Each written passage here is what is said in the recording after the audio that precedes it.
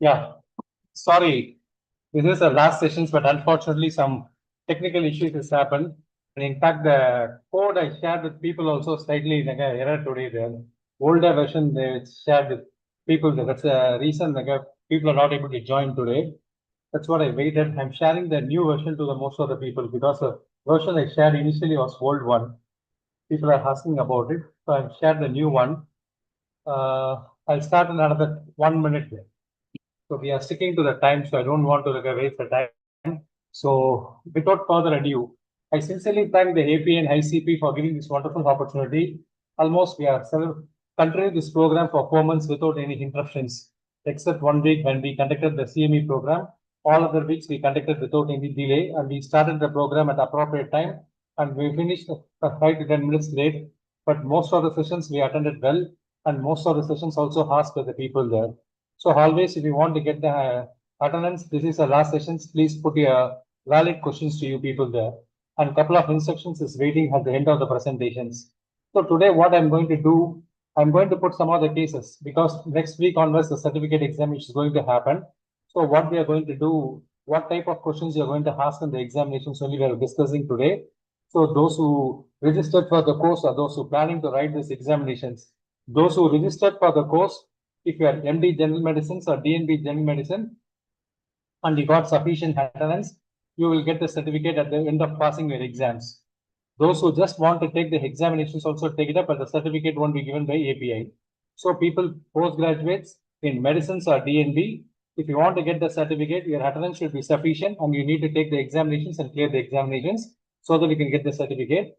Other people who are interested to check whether I'm qualified or I'm able to answer the questions or not, you can participate in the examinations, but only the certificate will go to the people who are doing it. But we are coming back with the big plans also there. So don't put your name to get the attendance. Please type whatever questions, whatever doubts you are having it so far in the program, please doubt it. So what about the future? People are talking about it. This sessions is going to continue, but not under the banner, but we are planning to bring with no more additions and other thing. So we'll show towards the end of what is the next course of action for the certificate program. We are bringing with more additions and deletions subsequent weeks. I'll discuss at the end of my presentations. So without further ado, people are joined now. Due to the technical issues, people are not joining today, but anyhow, the session is going to be recorded, so it should be available for your future users also there. So what I'm going to discuss in the next 30 to 40 minutes is the disclosure part. Everybody knows. Even if you search for it, we didn't have any technical issues. We don't have any conflict of interest with this. So far this course, we don't have any conflict of interest. That's why I can say even if we examine thoroughly also, we can't find any conflict of interest as far as the 16 to 18 weeks of presentations. Okay. So this is a case. What I'm going to do. This type of cases only we are going to design for certificate examinations. 28-year-old male working in Chennai, fever of 8 days durations, diarrhea 4 days on examinations, febrile spleen is present. Similar febrile illness twice in the last 2 months, treated with 5 days of antibiotics, started on levofloxacin, day 4, still patient is febrile. Native of Bangalore. What is the clinical diagnosis in this case? So what do you think? People working in Chennai is the reason he got the fever? Or native of Bangalore? I want to see the clinical clue. Where is the clinical clue? Or splenomegaly, or levofloxacin, or diarrhea. So you need to go and answer in a chat box. So people who are registering for the certificate examinations, they need to answer that. Right now, 43 people are there. Bring online hybrid certificate courses like FGD. Yes, we are planning that. That's the same tone we are planning. Good suggestions. Whatever suggestions, activity, please go ahead and put it in the chat box. So this is the sessions we are planning it. So please go ahead. That's a thing. Apart from answering the questions, what I'm posting it, but keep your suggestions how to take forward this course. I need your suggestions also there. We are going to take forward. Definitely don't worry about it. So people say spleen, people say diarrhea, people say 143. People working in Chennai, second thing, people having diarrhea, so splenomegaly. So I'll come back to this case bit later part of it. Okay. So a person now eating at different places, viral test is negative. So what is the clue now? You can add your clues. What are you going to know? I just wait for a minute. So now 50 people also joined there. Please go ahead. So what is your clue now? Still people say eating in Chennai, splenomegaly, or people say splenomegaly, diarrhea, and other things. Infectious diseases, how to look, how to dissect the case and how to come to the conclusion. This case will tell you more details. I'll dissect what are the clues in this case shortly there. Fine. So the objective is basically the presentation. This is the last presentation of the short certificate course.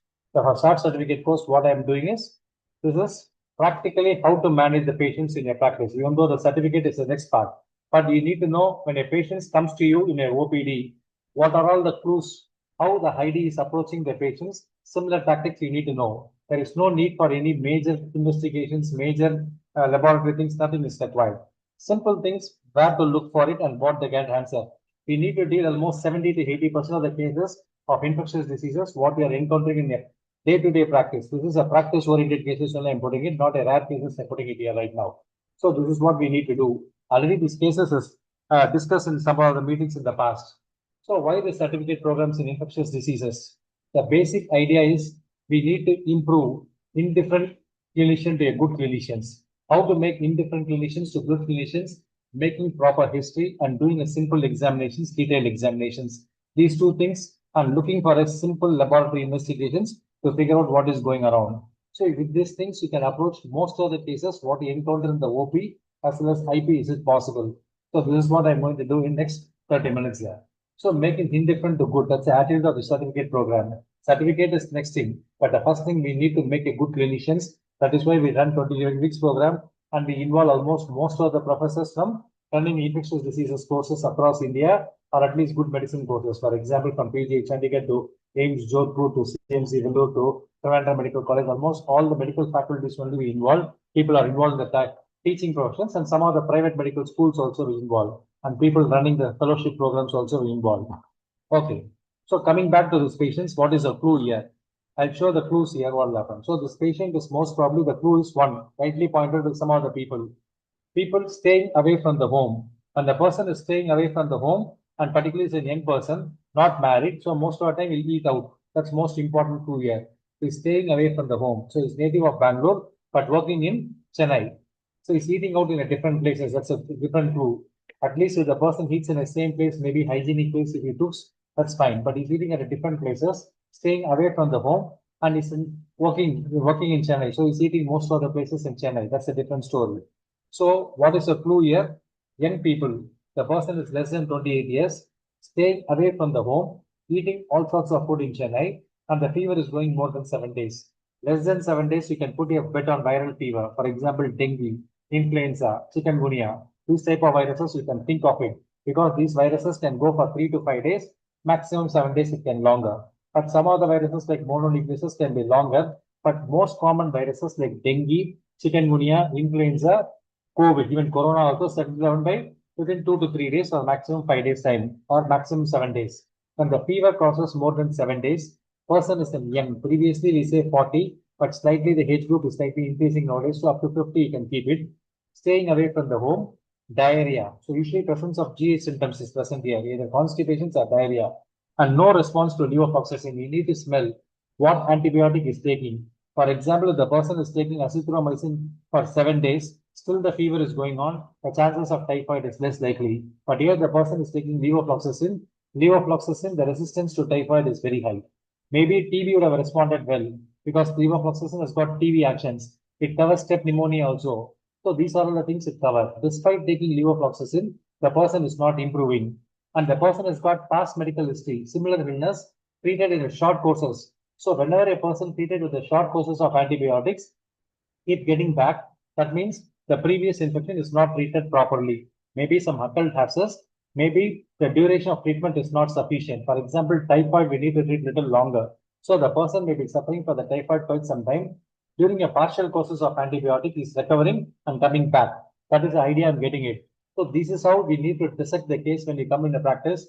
What are all the clues? Less than 40 years, fever lasting more than 7 days, staying away from home, eating all sorts of food, and presence of diarrhea or constipation, GI symptoms, along with splenomegaly, then most likely the person has got typhoid is possible. We know Vidal is a useless test. Don't go with the Vidal test alone. That makes your life like a miserable. So don't go with unnecessary investigation. That's the point we are making here. So this is my second case here. 30-year-old male, diabetic, fever of 4 days durations. The fever is a high-grade fever with chills. Body pain, back pain, headache, and vomiting. Apparently normal. This is a short onset of fever to me. No sick contact. Recent travel to hill stations. On examination is febrile. Vitals were stable. Rest of system examination normal except the skin rash what I shown in the picture. And this dengue serology NS1 IgM is negative. What's your diagnosis? What is your clinical clue in infectious disease here? CCID means clinical clue or short certificate course ID. So this is a case-based learning and ID. What is the clue here? Whether you can consider a young individual as a reason for it, or the person is a diabetic, even though he's young, he has got comorbid conditions, or fever of 4 days durations, or skin rash. So what do you think the person has got a clue? I'll come back. What is the responses of the people? People say skin rash. So almost now 60 odd people join. Please go ahead and vote rash pattern. So day 3 and 4, they're saying the choices of 3 and 4. 3 is what will happen. The person has got fever. The person has got skin rash. Travel to hill station. So people looking at all the points now. Okay, very good. So I'll come back and dissect the case now. So this is an acute onset of fever. The person has got sharp onset of fever. So where is the clue here? Less than 4 days. People said yes. I told viral fever, chances of having less than 5 days durations. You can put your bet on viral fever. Possible because the person has got less than 5 days fever. One. Second thing, the sharp onset of fever. Usually viral fevers, people point out the time. For example, this person is pointing 3 p.m. on 3 days back or 4 days back. Sharp onset of fever. Typhoid or malaria, this type of sharp onset is unlikely. But this is not a clinching diagnosis, but at least it gives some idea the person has got sharp onset of fever. Duration of fever is less than 5 days. And as you rightly pointed out, the rash. This is a diffuse erythema and skin start clearing in between. That's called area of island, we can call it. And the person has got fever during the subsiding phases of the dengue, the normal skin start appearing between the person has got diffuse erythema. Erythema was present. Now the erythema start disappearing. It indicates the person has got recovering from viral fever, probably dengue. But again, coming back, people say NS1 and IgM is negative. What is the problem here? Usually this type of serological test, we need to know what is the timeline to do the test. For example, when you think the person has got dengue, the timeline to do the NS1 test is on the day of fever or at maximum 1 day or 2 days. Even though theory says little longer, but practice says NS1 can present on the day 1 of fever. It can last up to day 2 or day 3. It won't drag behind day 3, day 4. Sometimes it starts disappearing. When you want to check the IgM, you want to do the IgM after 5 to 7 days. So if the person has got day 4, day 5, if you do NS1 formed and disappeared. IgM is still not formed. So this is called no man land. So clinical picture is more important. You can ask one more question since I'm giving a choice. What is your test of choice? In this point of case, what test you would like to do and confirm your diagnosis? Any thought process? So this is initial presentation. The person has got blanching rash. So I want to see the responses of the people there. Suppose if you want to prove this patient has got dengue, because NS1 and IgM is negative. So what test you want to do? Okay, people say CBC itself can find out. Subtypus. No, the diagnosis is dengue. You want to prove the dengue diagnosis now. How will you prove the diagnosis of dengue now? That's the point here. Okay, PCR. People are saying about PCR. That's good. So, yes, if you want to find the diagnosis of dengue, the person presents on day 3, day 4, ideal thing is PCR. Up to 7 days, PCR has got good value because the PCR can remain positive from day 0. It can remain positive up to day 7. So if you want to prove the diagnosis at this point of time, do the dengue PCR. That's what we need to know. So don't go with the lab investigations. We need to use a diagnostic stewardship. That means we need to use our labs also judiciously. That's a second class we conducted long back in February. How to use your labs. That's the point we made in February there. So this is a point you need to keep. So the clue here is the person has got sharp onset of fever, fever lasting less than 5 days, and rash initially is a diffuse rash. Now area of islands are seen. So that's a clue for me to make a diagnosis of dengue. So this is my third case here. So 28-year-old male from Tirupati. Patient has got altered mental status of 2 days durations. Fever was 3 days back for lasted 1 day. Not able to walk. No, now sensorium is better. Swelling and tenderness. Sorry for the spell check. Swelling and tenderness of ankle, wrist, and knee. Rash over the nose is also present. So go ahead and put what is your diagnosis here. How many say the person has got dengue? 2 days fever, and the person has got not able to get up, and person has got some rashes there. So what do you think? Okay. People say chikungunya. Okay. All say chikungunya. Okay. So usually less than 5 days. The clue is here. The person has got less than 5 days, 2 days onset. So what is the syndrome you can localize here? The person has got fever with polyarthralgia along with some skin rash. So I need to write the diagnosis of fever, polyarthralgia, skin rash. So I need to draw a diagnosis. Acute onset, the person has got it. Not able to walk. Young person not able to walk with some fever means we think about acute viral fever. like chikungunya. We need to think about it. Good thought process. I'll show some other things. So what is the diagnosis? Can anyone name the sign? So what is the sign? Maybe these questions can come to you in a short certificate course examinations also. Keep in mind, I'm revealing some of the questions to you people there. So what is a sign called? Chick sign. Okay. This is a new sign to me there. Okay. Chick sign, chick. So people say they will put new signs for the thing, the mala rash. Okay. So they're making a diagnosis of HSV somebody there. Already diagnosis is made by somebody. So what is the diagnosis I'm asking here? The sign, the nose pigmentations. So this nose pigmentation is called chick sign, otherwise it's called brownie nose sign also. Chick or brownie nose. What is chick or brownie nose? At the most exposed part, the depositions of the melanin can happen there. So where the immune system is get activated, a lot of melanin depositions can happen. What is the most exposed part of our body is the nose. So usually in the nose it can be having quite common. Compared to other parts also possible, but since the nose is most protected part and where the endothelial cell activity is more activated, so the melanin depositions can happen in the nose. This is called chick, otherwise it's called brownie nose sign. Okay, that's a good thing. So we need to know fever, transient polyarthropathy, arthralgia, along with the skin rash. The differential diagnosis chikungunya, Zika, dengue is possible, but this is more characteristics of chikungunya compared to dengue and chikungunya, dengue and Zika. So we need to think about it. Always think the differential diagnosis broad. Don't say chikungunya alone. A person has got fever, polyarthritis, skin rash. All three can overlap. Chikungunya can overlap, dengue can overlap, Zika can overlap, but this sign is more characteristic of chikungunya, and particularly the patient has got it. Now, other case. Now I showed acute presentations of the fever. Now I'm moving to the subacute fevers also. 42-year-old male, South Tamil Nadu, farmer by occupations, 10 days of fever. So the person has got back pain, body pain, and headache. Cough with minimal expectations, shortness of breath. On examination, the person is confused, tachycardic, tachypneic, hypotensive. Axillary and inguinal nodes were present, occasional crackles on cefixime 7 days. What is your diagnosis here and what is the clue also you need to mention? First thing, you put your diagnosis. Second thing, put your clue. What are the clues you're thinking? The basic idea of this case is think about where to think, where to pick up the clues. That's more important for you. Not only making a diagnosis, you need to know why you suspecting this case. Because in MCQ is easy to, there is no need for justifications, but clinical reasoning is required. People say leptospirosis, some people say dengue is also possible, some people say typhoid is possible.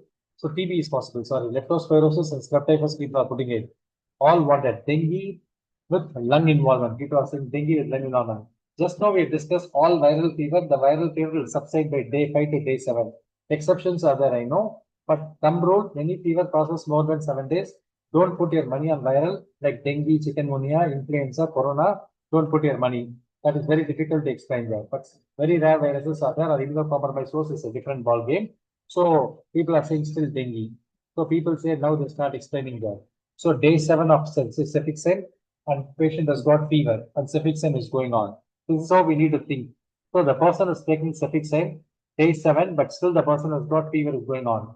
So cefixime will cover what are all the organisms cefixime will cover. It covered typhoid, and typhoid is a sole resolving fever, but still day 7 there is no improvement. Little unusual. Second thing, cefixime will cover leptospirosis also. Somebody put leptospirosis as a differential diagnosis. Typhoid it covers, leptospirosis is covered. Leptospirosis fever will subside by this point of time. Typhoid, yes, day 5 to day 7 at least the fever is not subsided. Clinically the person is well at this point of time. So the chances of typhoid or lepto is unlikely. Dengue is unlikely. Why? Because the fever is caused more than 7 days. TB possible there. Anything that causes subacute fever, TB is possible, but right now the person is within 10 days of fever looking sick. TB is going for quite some time. That doesn't make the person this much of sickness.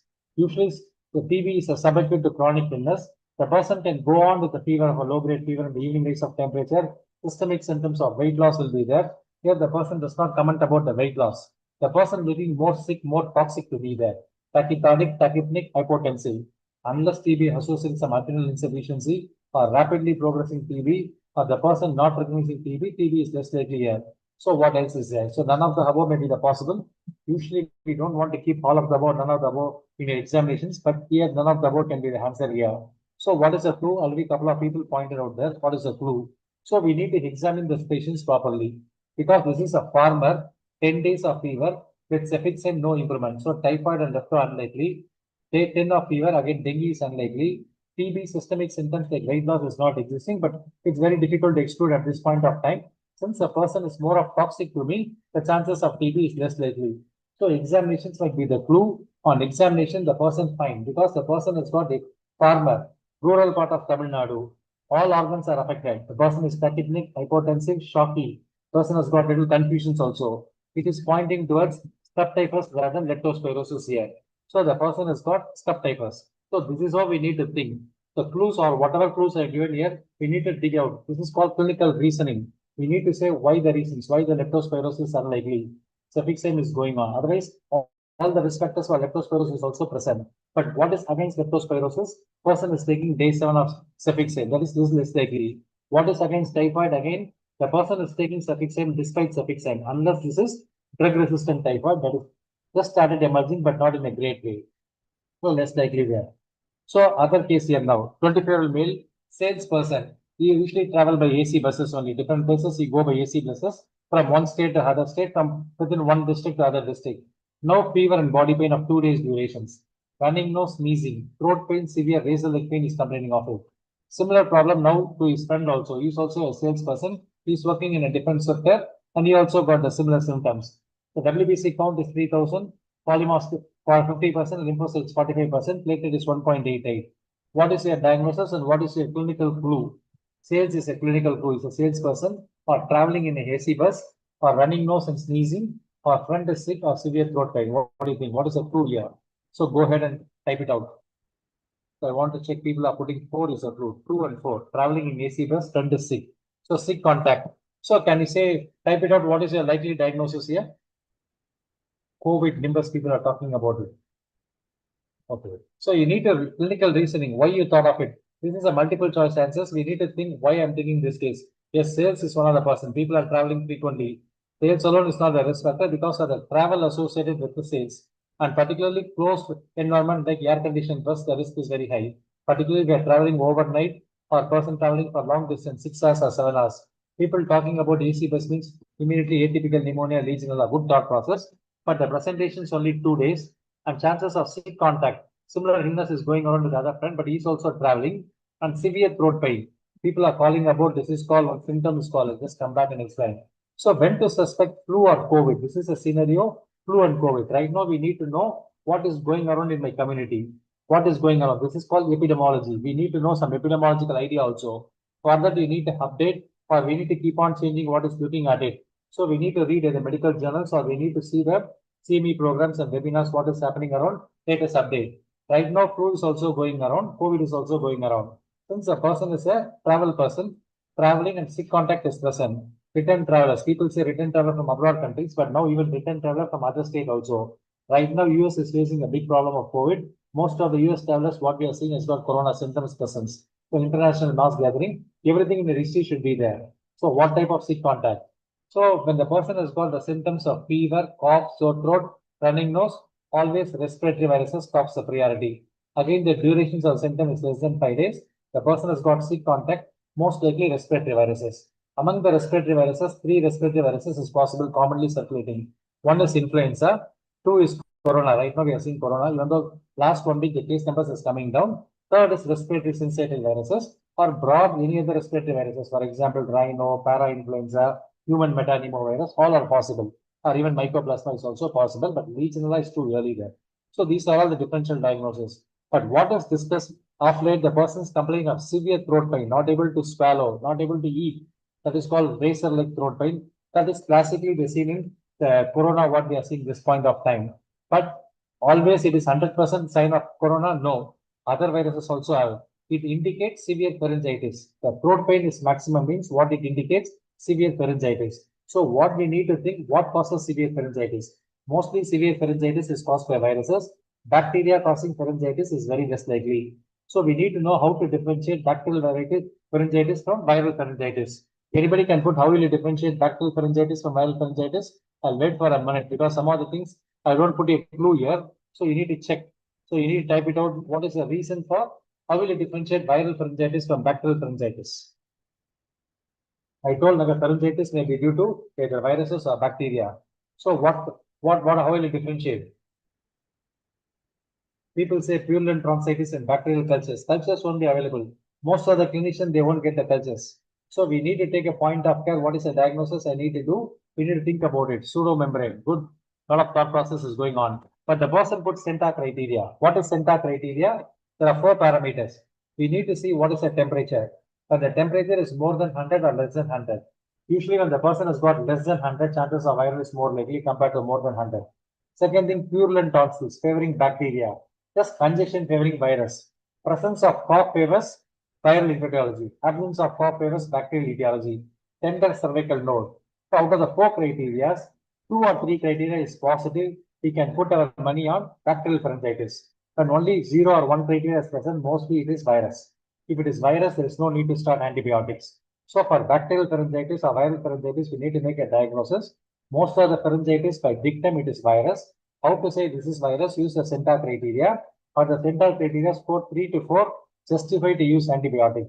Score 0, 1, do not use antibiotic.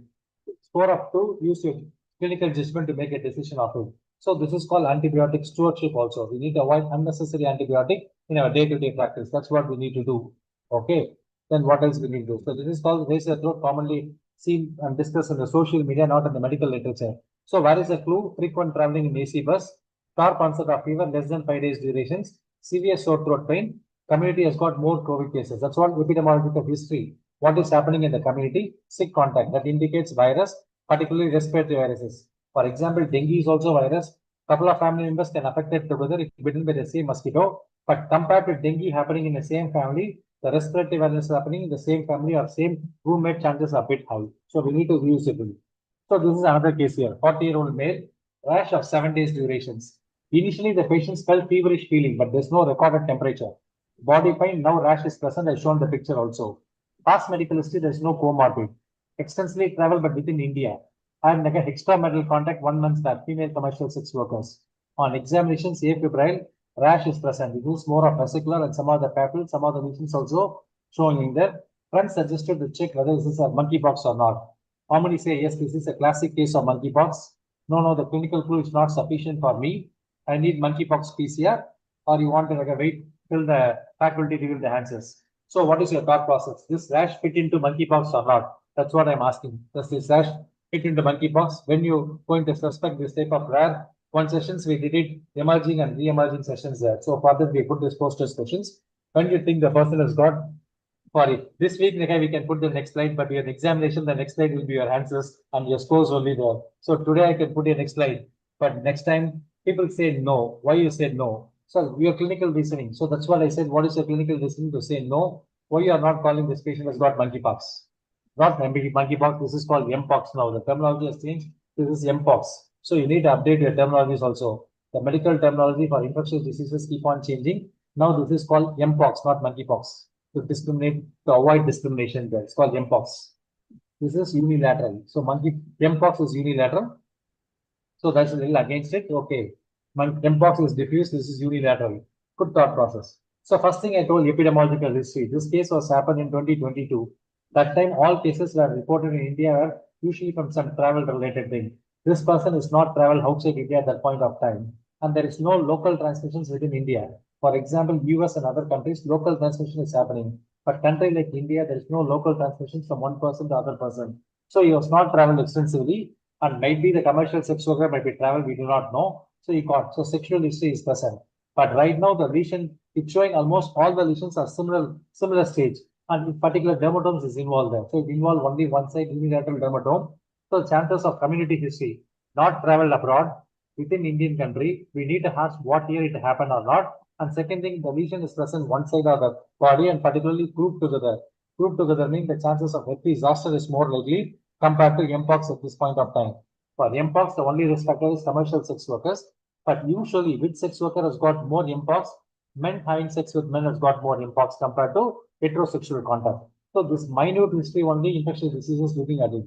When we took the history, we see the minute part, whether it had a sex with a female partner or male partner. So men having sex, men travel abroad outside sex, risk of mpox is more. Unilateral presentations, all looking similar lesion, chances of mpox is slightly less likely there.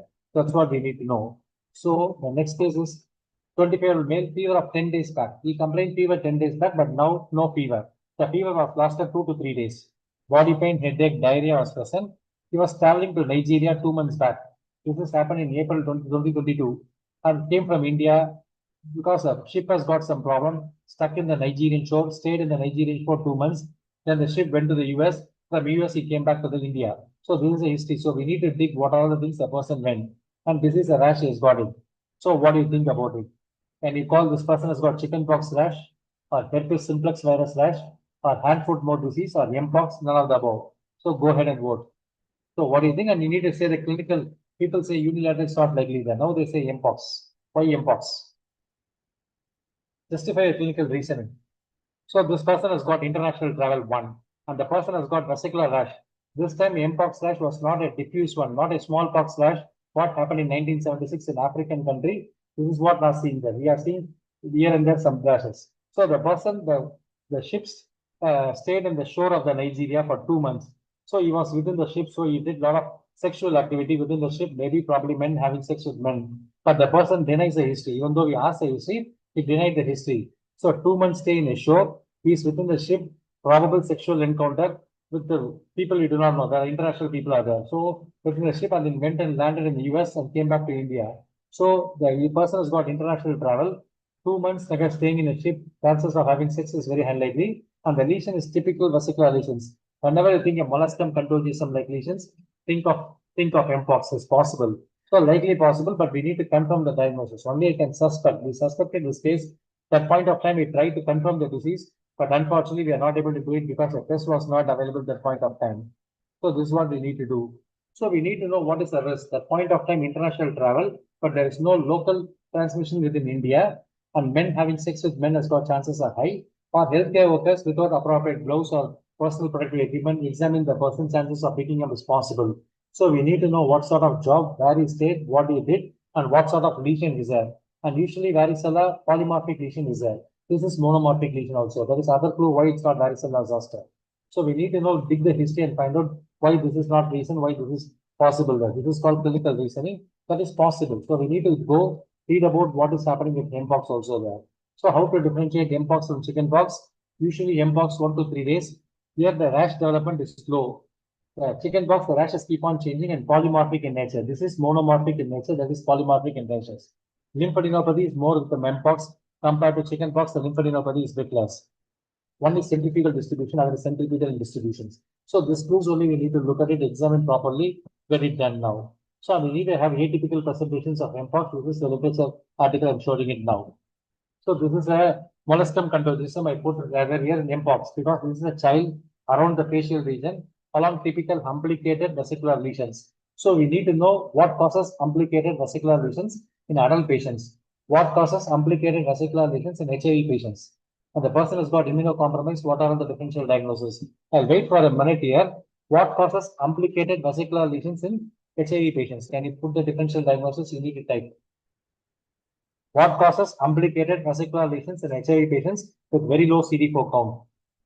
Tell 3 differential diagnoses. Okay. Each one is telling us like one person is answering there. Suppose it won't cause vesicular lesions and everything there. Okay. People say molluscum. Okay. So yes. So these are all the differential diagnoses that depends upon the host also. So don't say everything, but if this is a case of child, I can put my money on molluscum contagiosum.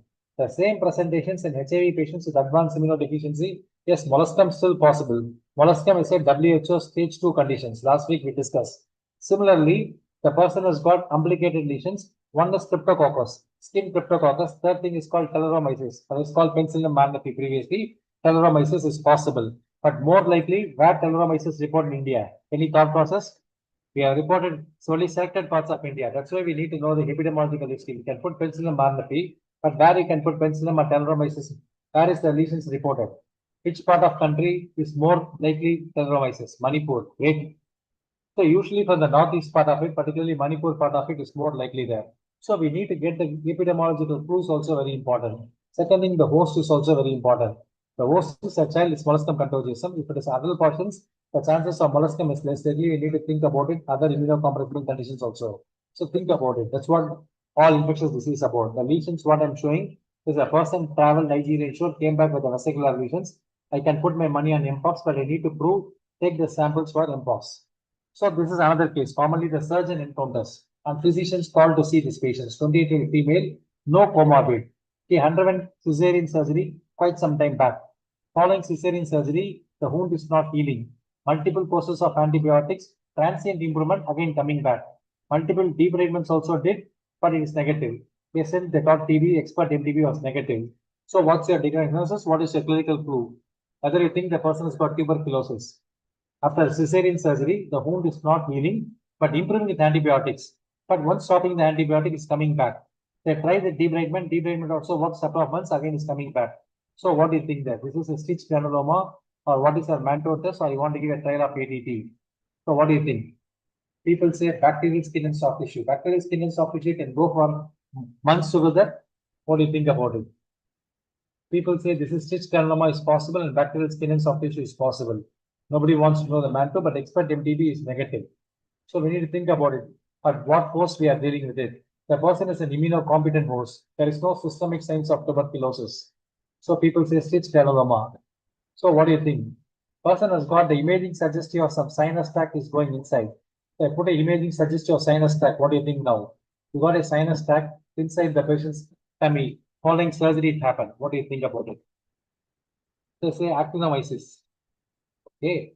Actinomyces, what is a classic risk factor? The person who put actinomyces can put the risk factors for actinomyces, particularly female patients. What is the risk factors for actinomyces? Particularly if you consider pelvic actinomyces, what is the risk factors for actinomyces? So we need to know the clues before putting the diagnosis. We need to know. So if you think of actinomyces, yes, whether the person has got kept any IUD and the IUD was not removed, intrauterine device. So we need to think about it. So we need to think about this one. So this is not cutaneous TB. This is called non-TB mycobacteria. Rapidly growing non-TB mycobacteria. After surgery, immediately it won't happen. What is the clue? It won't happen immediately within 7 days or 10 days. It takes minimum 15 days to 1 month or sometimes 3 months also. After surgery, non-healing wound. Mostly we see following laparoscopy, arthroscopy, this type of scope, it is quite common. But other infections also quite common. For example, cesarean, bypass surgery, all are possible. But most likely laparoscopic surgery, arthroscopic surgery, the wound is well for 10 to 15 days. After 15 days or 20 days, the person starts getting infections, particularly sinus formation is present. Now, improving with antibiotics, not completely getting away with it. Think of non-TB, rapidly growing non-TB mycobacteria, particularly Mycobacterium abscesses or Mycobacterium cancer. We need to think about it. For this, the tuberculosis treatment will not work, and expert MTB will be negative. So don't say expert MTB negative. This is not TB. Yes, it's not TB, but this is does not exclude non-TB mycobacteria. So we need to have some basic microbiological understanding to decide what is going on, what is not going on. So this is a case post-surgery. Sinus is present, improving with antibiotics and debridement. Again, coming back, the course is not completed. This is one of the rapid growing non-TB mycobacteria following surgery, but most likely in arthroscopic surgery, laparoscopic surgeries. Keep in mind. So this is another case here, 44-year male. This is for pyrexia of unknown origin chapter. So I put all the case studies, whatever we did in 16 months. HIV case I shown you. I put some more infection control issues also. Usually the non-TB mycobacteria, why it is happening? The arthroscope and laparoscope, after putting into the disinfectant, usually what they do after the procedure, they put it in the disinfectant. After the disinfectant, what they need to do, they need to flush the disinfectant with the sterile water or alcohol, so that the disinfectant go with the arthroscope or laparoscope. But what they usually do by the housekeeping staff, they will put it in the disinfectant. To remove the disinfectant, they catch the tap water and inject the tap water into the scope. That causes non-TB mycobacteria most of the time. So this is called infection control also. So here this case 44-year-old male, rural Tamil Nadu, farmer consumes alcohol, diabetics, fever, cough, hemoptysis. BAL expert is negative. Sputum AB culture is also negative. Blood culture is grown 1 out of 4. This is most probably contamination to neither. CT chest is given the picture. Cavitated type of pneumonia, but bronchoscopy as well as sputum both were negative. What do you think? So what I want to do right now. So this is a lung abscess, or this is a clinical TB. We can't get TB always, or this is a milioid, or this is an histoplasmosis. We have fungal sessions also there. Keep in mind. So most of the things we discussed. Tuberculosis we have not discussed because other certificate program exclusively dealt with the pulmonary part and TB part. That's why we have not discussed TB here. And maybe the TB questions also placed in the short certificate examinations because other certificate course happen on Wednesday. They touch upon the TB, I know. So what do you think? So people say histoplasmosis, but the person is from rural part of Tamil Nadu. So we need to know histoplasmosis. Yes, Tamil Nadu has also reported histoplasmosis cases, but which part of Tamil Nadu is reported? But that histoplasmosis cases is more. So when you think about a differential diagnosis, when you clinical reasoning, we need to think about it. Histoplasmosis is more common again northeast compared to Tamil Nadu. Yes, compared to Neyveli belt, we have seen a couple of cases of histoplasmosis. Chennai, definitely the native of Chennai, we have not seen any histoplasmosis cases here. So we need to think about the clue. So here the clue is person is got diabetic. The bronchoscopy is negative. Usually the bronchoscopic yield for expert MTB is 90%. It's not 100%, I know, but compared to any other sample, for example, pleural fluid, CSF, lymph node, the yield of bronchoscopic fluid is very high. So despite the bronchoscopy and despite the sputum is negative, chances of tuberculosis is less likely. So what is your differential diagnosis? Subacute fever with a cavitated type of pneumonia. For the cavitated type of pneumonia, subacute pneumonia, what are all the differential diagnoses I can consider?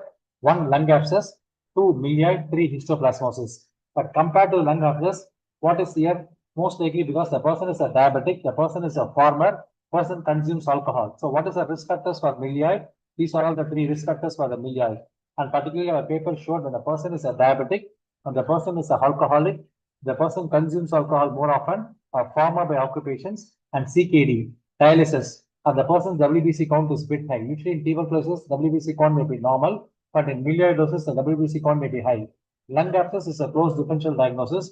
Histoplasma is less likely because the person is from Tamil Nadu, is not from Kannur or Neyveli belt. Chances of histoplasmosis is less likely to be. So the person has turned to be rural part, Tamil Nadu, farmer, consumes alcohol, poorly controlled diabetic, cavitated type of pneumonia. Think of milioidosis is most likely. So this is another PEO case, 50-year-old female, recurrent fever, improves with antibiotics. Now febrile and pallor, general examination, no notes, respiratory system is clear, CVS picked up some extra early diastolic murmur, per abdomen soft, query clean, CNS normal, urine fluid, RBC plus and protein plus, WBC count is elevated, neutrophil predominant. What is your diagnosis here? How many say this is a TB? This is occult abscess, partially treated UTI, or infective endocarditis, or recurrent viral fever. That's also possible with the 50. So go ahead and vote. So this is your posters for your PUO. People say infective endocarditis, people say 2, 3, 5. Occult abscess, partially treated UTI, and recurrent fever due to virus. People say 3 and 4, always confusing. 4 or 3. So you need to say why you are thinking in terms of 4. So we need to have a differential diagnosis. What syndrome is fit here? The syndrome here, the person has got recurrent fever, improving with antibiotics, getting back. So fever improving and getting back means only 3 or 4 differential diagnoses. Keep in mind. 1, tuberculosis. We need to check the antibiotics. For example, linezolid levofloxacin antibiotic. The person transiently improve with the improvement, again getting back. So look at the history, what antibiotic the person consumed for the fevers. That's more important. Second thing, what I need to think about it, occult abscess. The person improved with antibiotic. Since the abscess was not drained, the fever will not sustain. But usually, the chances of going for a recurrent fever is unlikely, but maybe some partial cure of antibiotics, it improve and coming back. So one is tuberculosis, 2, undrained abscess or the source control, without source control, the abscess is persisting, yes. Third thing is infective endocarditis. Again, infective endocarditis, prostatitis, we need to treat longer. Suppose a person treated short courses of antibiotic, improving and again coming back, always my differential diagnosis, infective endocarditis or prostatitis. These 2 things is come in mind. So here the person has got recurrent fever, improving with antibiotics, coming back means the differential diagnosis is infective endocarditis, prostatitis, the duration is not over, or abscess, again the abscess was not drained. And 4th thing is tuberculosis, we need to check the antibiotics. So here the person possible, yes, clearly diastolic murmur is other clue. Write out your point out. The person has got failure and the urine showed a lot of RBCs and protein. This is called active sediment urine. So the person has got endocarditis. These type of presentations can happen there. Compared to the partially treated abscess or partially treated UTI, presence of RBCs. Yes, in UTI, more of pustules will be there. Here, there is no pustules. More of RBCs, more of protein that indicate active sediment is present, that indicate some amount of glomerulonephritis is happening here. So think about it. The person has got early diastolic. Systolic murmur may be due to anemia, but here diastolic murmur, mostly it's a regeneration murmur is present, possible of it. So think about this thing, and WBC count is also elevated. So all be a 2 here. So the person has got recurrent fever, improves with antibiotics, febrile, pallor is present, it's a early diastolic murmur, urine showed RBCs, protein, and WBC count is elevated. So most likely diagnosis, I put infective endocarditis here. We need to do blood cultures. We need to do transthoracic echo to find out what is happening here. So here the person on examinations find lot of pedicle lesion is present. This is called Oscar. But these are all very specific. But unfortunately, they are not sensitive. If it is present, suggest of interfere endocarditis, but hardly present 5 to 10% of cases. We don't expect everybody has got Janeway lesions or oscular node. Theoretically, yes, it is there, it's through the diagnosis, but the sensitivity is very less. So this is another case here. 43-year-old male person has got, since the tuberculosis chapter was not covered, put a tuberculosis case here.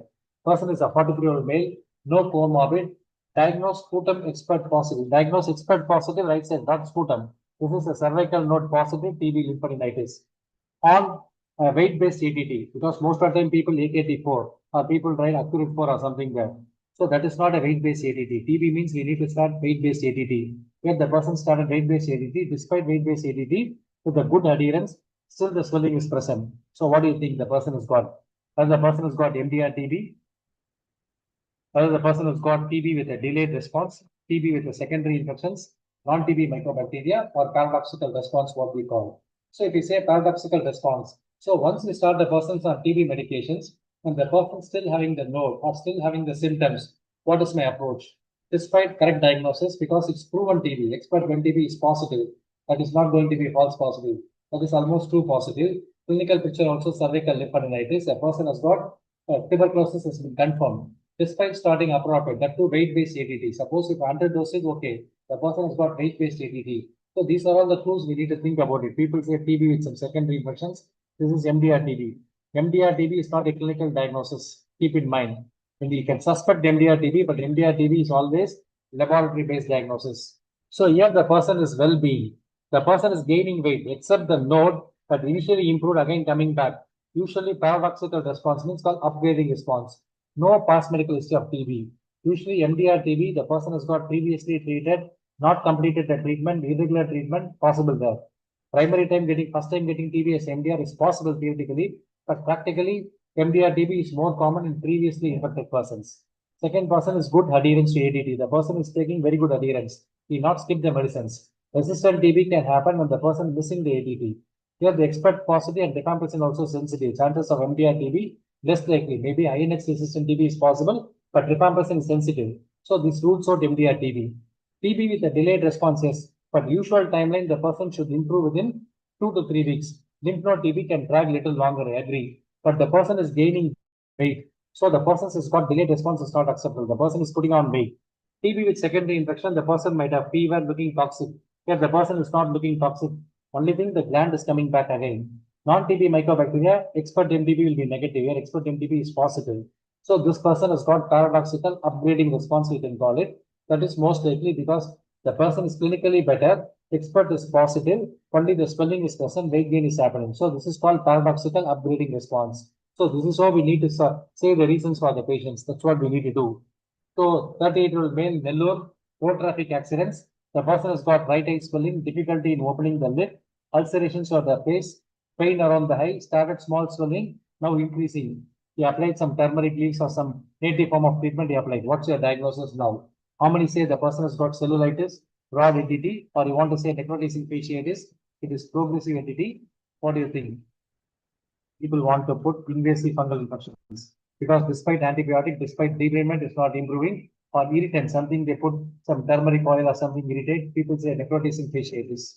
So here this person has got a sustained road traffic accident. Road traffic accidents, when the mucor is expected a couple of occasions. One, if you are poorly diabetic and the person has got sino-orbital infection, think of mucormycosis. During COVID time, we are seeing a lot of sino-mucororbital mycosis. Skin and soft tissue mica, one, the person has got contaminated injections or road traffic accident, particularly in a muddy area, or some applications or the area can happen in. And the person has got alcoholic or diabetic, the chances of getting this type of rare infection is possible. So the person has got necrotic lesions. Despite debridement, the lesion is progressing despite antibiotics. So chances of having cellulitis, even though unlikely, because cellulitis, if the person is debrided, started appropriate antibiotic will improve. Necrotizing fasciitis, yes, again the person underwent debridement. Despite the person underwent debridement, still it is persisting, less likely to be there. Anthrax is not reported, only selected parts of Andhra Pradesh and Chittoor belt has been reported. So the person from Nellore belt, not Chittoor belt here. So the person invasive fungal infection possible, alcoholic, diabetic, road traffic accidents, applications of some turmeric, chances of developing mucormycosis is high on the card. So this is what we need to do. When will we get a skin insufficient mucor? Contaminated injections. Whenever the person using a multi-dose vial, contaminated injections possible. The person sustained road traffic accidents. Applications of some native form of treatment is possible there. So we need to think the person keep on progressing. We can't debride the entire case and ultimately we lost the patient there. So clue is road traffic accident, applications of native treatment, progressive lesion despite antibiotic, despite debridement. That is against necrosis fasciitis. So this is 83-year-old male, fever of 8 days duration. ICU fever I put here or hospital acquired fever. This is a post-test. So most of the cases what we discussed I covered today. So this patient has got an H1N1 pneumonia on oseltamivir and steroids. Day 6, the person intubated, started meropenem. Again, the central line was put in place, that was also changed.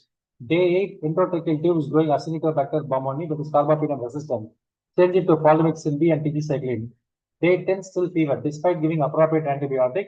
Day 10, fever is going on, hypotensive. Oxygen requirement remains same. A few papillary skin lesions also noticed. Investigation showed elevated WBC count, polymer predominant, but blood culture is no growth. What is your diagnosis? How many say this person has got severe H1N1 pneumonia?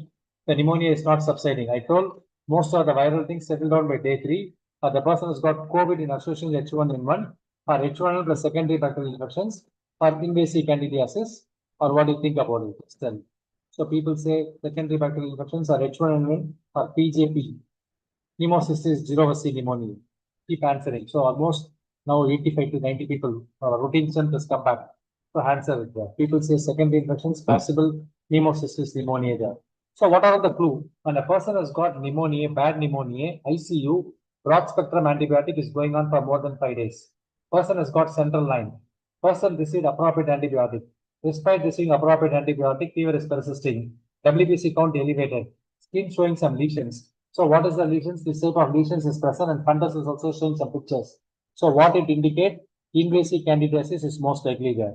Invasive candidiasis is most likely. Broad spectrum antibiotics, central line. The two important risk factors for candidiasis is broad spectrum antibiotics, central line, mechanical ventilations. But the oxygen requirement is not gone up. Even though ET culture grow Acinetobacter, but oxygen requirement after starting polymyxin B, tigecycline, it remains stable. So if we are telling the person has got pneumonia is unlikely.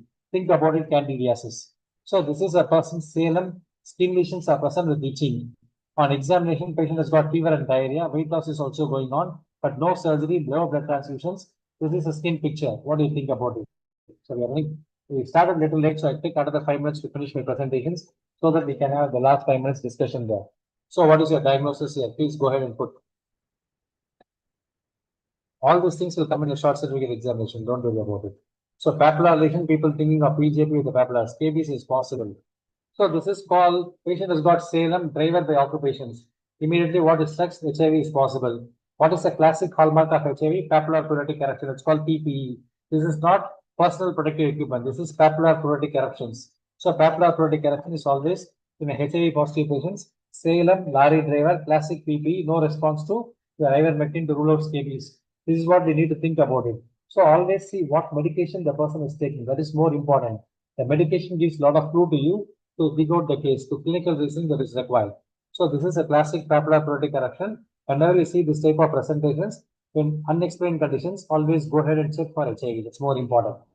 So this is a sales rep getting married next week. The person has got skin lesions in palms and soles, no fever, no joint pain, swelling, no drug intake. What is most likely diagnosis? Whether we can call the person has got HIV because of the sales rep, lot of traveling, or patient has got hand-foot mouth disease, or HSV, or cytomegalovirus, or syphilis. What do you think about it? Go ahead and put. So we need to check. People say syphilis, people say two. Two is hand-foot mouth disease. So the person is a salesperson means the risk of having extramarital contact is very high because away from the family. So when the person has got palmoplantar lesions, what do you think the differential diagnosis? Yes, hand-foot mouth disease, but the person has got no risk factor. Person is young child as possible, but adult patients, lot of traveling outside home, doing some sex is possible. This is classic case of skin lesions called secondary syphilis there.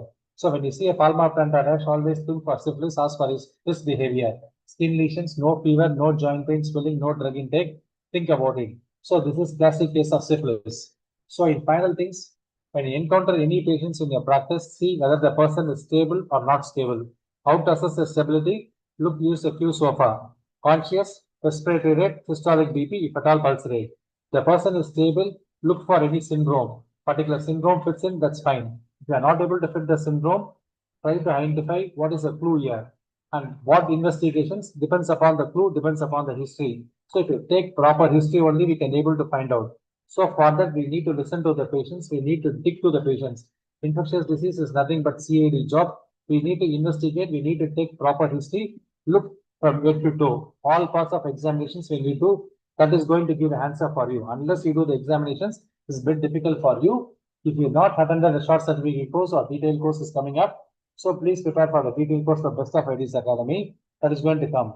For that, you need to take proper history and physical examinations. Lot of chapters we left out because we want to finish in 20 weeks time. That's a timeline given by APA and ICP. So the difference between the group and indifferentiated amount of time you spend. If you want to dig out the PUO case, you need to spend time. If you spend time, you can dig out the PUO case. Don't worry about it. So why you want to find out infectious diseases cases? If you are not digging properly, treatment for Pydal positive cases and Mantle positive cases is a TB, you may land in lawsuits, and whatever wealth you are having, you are going to lose your wealth. So for that, not because of what a degree, you want to get a good practice and you don't want to avoid legal complications and ethical complications, learn infectious diseases because this is button better. Every clinician who works in a GP, they see a lot of cases with the infectious diseases cases, so them it is mandatory. We come up with algorithms, so we are going to come with a lot more there. What we are coming up, I sincerely first I need to acknowledge the group, the ACP and ICP, both the groups I need to APA and ICP I need to thank, particularly the APA president, ICP dean, ICP dean elect as well as the APA secretary, and Tamil Nadu APA secretary previously coordinated initially to get this slot for our people there. So thank you everyone for giving the wonderful support for running this course. Unfortunately, all the good things need to be end. So the short certificate course is going to end yet, but long certificate program is going to start now with more advantages adding there. For example, the next one is newsletter. July 1 onwards, you get a newsletter. Don't expect, previously we get a lot of WhatsApp posts, but now all contents together in a newsletter. Particularly the first newsletter is coming with a lot of frequently asked questions. That's one of the key things. Whenever you want some doubt, when you want to ask me a questions, that will be addressed in the newsletter. Second thing, if you don't have time to read the journals, we summarize the journal information to you, or if you got time, you can read the journal. We can suggest to you this article is good for your practice, you can read. So journal article will come, and couple of cases also we are going to discuss, and couple of MCQs and couple of what do you call it? Stimulate your mind. Not only this type of cases, practical cases we are going to put. So these things is going to happen, and we are going to start on Best of IDs Academy long certificate program courses with more detailed presentations can happen there. Right now, touched only 20 subjects in the last 20 weeks, but we are going to extend the program all through the WhatsApp. Whatever suggestions, please provide to us so that we can improve on our long certificate program. I once again thank AP and ICP for giving this wonderful opportunity, and I thank all my faculties participated in 20 weeks of presentations, and I thank all the participants who participated in all the 20 weeks with a good attendance and good engagement questions also. This time this is more of case-based thing, so I don't want to get any questions per on, I can yes. Yeah. So it's not like a City India Limited there. If you want any Malaysians, yes, couple of Malaysians join us, grateful to us. So yes, we can. So we can provide a lot of things to you there. So yeah, we are going to bring the 20 session as a booklet. The AP want to bring the monograph about these presentations. We are bringing 10 things you need to know about the 20 weeks, whatever we did. We are bringing 10 things we need to know, and we are preparing the examination questions also. So anything what will happen, you want, please put. So put whatever things learning, I provided my number to you also. Whatever things you can send it to us. So July 1 onwards, you can get the newsletter. The examination details and examination certificate will be shortly circulated from AP and ICP. And once again, I thank sincerely from my heart. Thank you one and all for a wonderful opportunity, and thanks for keep engaging us there. So we come with a better way, and other things also coming up, like podcasts also coming up, newsletters coming up. A lot of things is happening with ID, particularly with the best of IDs is going to happen to you there. And all any questions, frequently asked questions or any doubtful questions, if you want to have a scientific answer, evidence-based answer, not like casual going answer. For example, a couple of webinars we encountered, people are casually saying without any evidence.